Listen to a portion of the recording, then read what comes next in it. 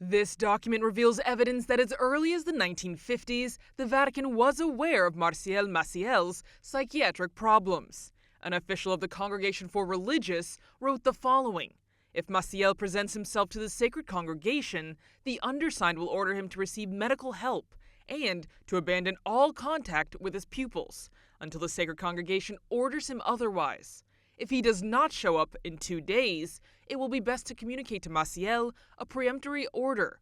Either he leaves for treatment or remains suspended divinis." Everything seems to suggest Pope Pius XII wanted to take drastic measures to reduce Maciel to the lay state. But this did not happen, as the Pope died, and there were high-ranking Vatican officials who covered up for Maciel. This account coincides with what the now former Vatican archivist, Bishop Sergio Pagano, said a few months ago during a book presentation. Adesso non posso qui dire il nome, ma Now, I cannot say the name, but in time you will see that it will come out. There was already a certain founder of a religious movement who was very talked about and had gotten quite prominent.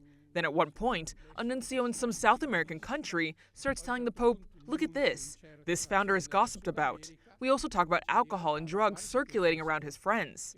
Pius XII was on the verge of reducing him to the lay state. Unfortunately, it was at the end of his pontificate.